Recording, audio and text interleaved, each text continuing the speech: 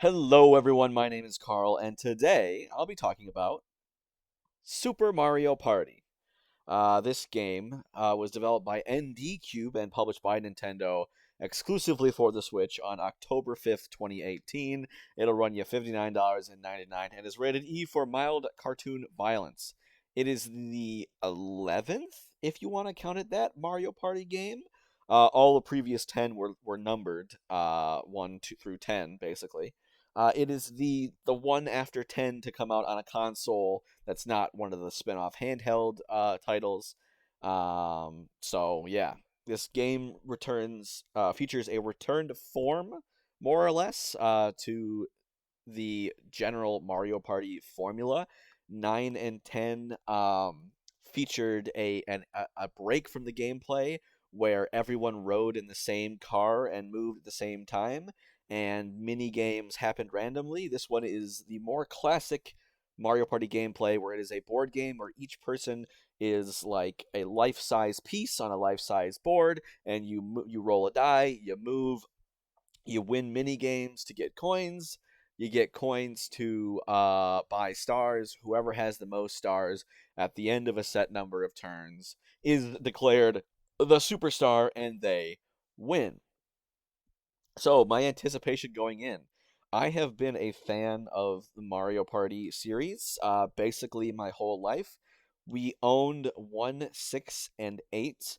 I personally love all three of those and have a lot of great memories playing those games with my siblings and friends. But when the game got past 8, 9, and 10, like I said, had this car thing that changed up the classic structure of Mario Party. Um, for the worse, absolutely for the worse. It took a lot of the fun out of it for me. So when I found out that Super Mario Party here was like advertised as quote unquote the classic style of Mario Party goes super on Nintendo Switch, they're kind of leaning into that. Oh, it's not 9 and 10, it's the classic version. I was excited. So I picked it up, excited to see. But kind of a spoiler alert, I did not end up playing this game a lot. It did not hook me, so this might be one of my least enthusiastic reviews yet because, well, let's just get into that. So, before I talk about the gameplay of the actual game, I want to kind of define a party game to me, what a good party game means. In order to kind of define whether this game does a good job being a party game. And so let me tell you about the luck to skill spectrum of a player versus player game. So every game that involves one player fighting another player is on a spectrum, falls on a spectrum of luck to skill. Now, if you got luck all the way over here and skill all the way over here, a luck game that is pure luck would be something like flipping a coin, right? You call heads or tails. If you get lucky, it comes up and you win. It is entirely based off of luck. A skill game, there's no perfectly skill-based game because there's always a little luck in there of like who you're fighting and the choices you make. But say a perfectly or close as you can get perfectly skill game is like chess, right? Everybody both has the same pieces. You both can see the board at entire. You're not making any guesses really. You're not rolling any dice. You're not spinning any spinners. Nothing like that. It's all based on the strategy and therefore skill of the players. Now, if you get a game that's entirely luck, like flipping a coin, the question is like, why did you play that game? It's not fun if you have no real influence on your outcome. For example, one time I was playing Mario Party 6, and my brother was also there, and I was the last person to go in the last turn of the game, and I triggered a random event, and because of that random event, he and I swapped stars. Boop. He was in first, I was not. Now I'm in first, he is not. Last story of the game, or last turn of the game, literally nothing he could do about it. I won, right? And because of that, because of luck, his ability to win the game and have control over his destiny was keep completely taken away from him. And because of that, we're just like, okay, why did we imply, why did he work towards, getting all those stars if I was just going to take them at the end of the game? He might as well have, gotten 0 stars. He would have been in a better space if he had done nothing the entire game, right? So if it's all luck, it's not fun. But in a party game, if it's all skill, in a game like chess where both people are, probably very skilled in chess and are trying to test their mettle against another person, that's fine. But in a party game, it's just multiple people, coming together. Not everybody might be familiar with Mario Party. Not everybody might be familiar with playing video games in general. So if it's very skill based, the people who are more familiar with the game will win every time. And that's no fun if you're someone that just wants to pick it up casually at a party. So you you you, you want it to be enough luck so that anyone could win, but enough skill that you can still make choices and do actions to help increase your odds of winning. That and along the party aspect, this isn't skill or luck. In order to have a good party game, it needs to be very simple to understand because you want people that have never played a video game before or never played Mario Party to sit down and be like, "Oh, I know what's going on. I know what's happening here. I know what the best strategy is in this game because it's easy to figure out." Stuff like that. Because the more complex and the more information you withhold from the player, the more a skilled, more experienced player has an advantage because they know the smartest moves ahead of time. Again, whatever the game is, if someone plays it more, they're obviously going to increase their chance to win. But in a party game, you want to try to eliminate that as much as possible. So, now that we've kind of got the party in Mario Party out of the way, does this game do a good job at being a party game? Meh. It's not horrible. It's not terrible. It's not like 9 or 10, but it's not great. So, I mean, I'm not gonna lie, in terms of gameplay, it's Mario Party, so there's not a lot to say, right? You roll your dice, you move your character, you try to win mini games to get money, you spend the money on a star. It's not that great. I appreciate the return to form here, the old formula. That is a good idea. Don't get me wrong. But this also introduced changes that I don't really like. The biggest change is that now, here's like the choose the right dice block for you. Every character has their own personal dice block that you can use instead of a normal dice block on your turn. And each character's dice block is different. So that's kind of cool, actually. You might have one where instead of 1, 2, 3, 4, 5, 6 on it, which they're like regular 6-sided dice in this game, not 10-sided, which I'll address later. Instead of that, you might have, so it says 0, 0, 0, 6, 6, 6. So it's like a 50-50. Like the expected value might be the same or similar as a regular 6-sided die, but you're making that gamble there. So that's kind of cool. Some characters have like low roll or high rolls, but if you don't get a good roll, it's minus 10 coins or something like that and move 0. So it's like this balance, which I like that idea in theory. The problem with it is like it's kind of half baked, I feel, and it makes it so that people can fight over which ones are better.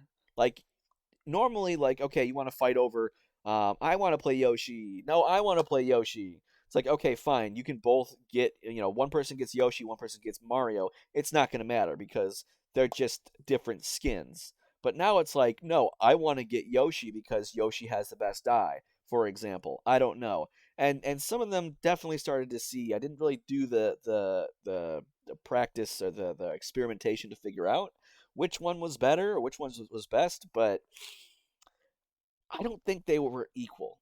I don't think they were. Um, that's so like overall an interesting concept, but it just doesn't really. And like I said, there's six-sided dice, right? Normally you get one 10-sided die. Now you get one six-sided die as a default. And that slows the game down. And that's bad because again, this is a party game. You want to feel like you're doing something, you want to feel like it's dynamic, you want to feel like something's happening. It's not meant to be a slow-paced like, oh, what if I do this and then that and the strategy. Like it's just supposed to be light and fun. So like slowing the players down really kind of grinds to a halt some of that fun. And another thing they introduced was any of the playable characters that are not in the game being played as through various means can be recruited as allies, and their dice rolls can be added to your dice rolls. And so it's kind of about like just getting your allies as soon as possible. And if you have more allies and you manage to snag them, you're kind of just in a better position in general than the other players, which stinks. Um, Also on the slow aspect, all of the boards, all four of them. There's four boards, and that's it. They're all pretty dang small comparatively. They're not too interesting, and like it takes forever to get the stars because you're moving so slowly. Even it doesn't really offset the small stages, don't really offset it. But like I had it happen where I was playing with a friend and I have 1 star, my sister has 1 star, a friend has no stars, and then in one turn they use a golden pipe which just warps them to the star, and then they get a lucky event that gives them another star, and they went from fourth to first like on the last turns, and it was like this is pitiful, man. The score is 2 to 1 to 1. Like this is not a soccer match. You want to get stars. You want more to happen, because the less and less and less that happens, the more and more luck make is a factor. Like if you get lucky and secure a star, if everybody in the game has a cumulative of 3 stars, you just like increase your star count by 33% of the entire economy, right? But if everybody's got 5 stars, well, you've only increased yours by a 15th of the entire economy, whatever that is in percentages. I don't want to do the math. I came up with that on the spot. So it's like this very slow, like it's very prone to luck because you don't get a lot of stars. And if someone lucks out and gets one, that's like huge. The mini games themselves, they're fine. They're fine mini games. The ones we played were fine. Some of them have clever uses of motion controls, like you take your Joy-Con, you put it on this, and then you kind of like pedal as if you're on a tricycle to get to the finish line. Like they're fine. I mini games are probably my smallest complaint. Again, we very much got the nothing to see here vibes from the game, so we didn't play it a whole lot. But the ones I did find, I didn't run across a bunch of really stupid ones that are poorly designed. That are like, well, this is dumb. You can just screw the game up by just doing this. But yeah. So other game modes, there was this like co-op river raft thing where you like have to like travel down the whitewater rafts, rapids, and play co-op mini games and work together. That was okay. There was a rhythm game that I didn't bother playing because I got bored of the game. But yeah. Anyway, on to the story. Wait, it's Mario Party. There is no story. But in all seriousness, I do not. If there was a bare bones story as to what was actually going on, I don't remember it. I mean, that's it. Graphics, art style. It's a nice looking game. I wouldn't be surprised if it used models from other games and in on the Switch. Whatever. It was fine. Music, fine. Don't remember anything. Whatever. I'm really rushing through this review. DLC, nothing. I don't think. But yeah, I just. Ugh. So here's I'll just jump onto the conclusion and recommendation so we can get this over with. But it's not a bad game in a vacuum. If this was the only Mario Party game that exists, I wouldn't say it was a terrible, terrible game. But the question becomes, why is this not as good or better than the multiple old games that have come before it? It's an improvements over 9 and 10, sure, but the blueprints are there to build off of to make a great game, you know? So just to make this review a bit more interesting and less of just me saying I don't remember anything about this game, it's lame, I looked into NDCube, which is the company that developed this game, and I looked into the like what's their MO, like what other games did they do? And it turns out they started Mario Party and they've developed all Mario Party titles since Mario Party 9. So they took over the reins exactly at the shift from good to bad. So that does not bode well, and that kind of makes sense here. And they also made Animal Crossing Amiibo Festival, which is the worst Nintendo game I have ever played. It is also, at least I'm pretty sure, the worst game Nintendo has ever produced on Metacritic. Like, it has the worst out of all the games Nintendo has published ever, of all of them to have enough reviews to get a score. Amiibo Festival, Animal Crossing Amiibo Festival is the worst one. So, like, this kind of tells you they're not, the people that made this don't seem to have the passion or heart to make a great game.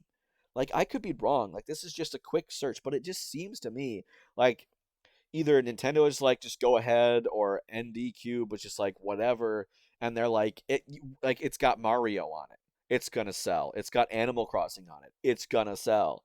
You know, and like they just give this who, it feels like there's a who cares vibe on that.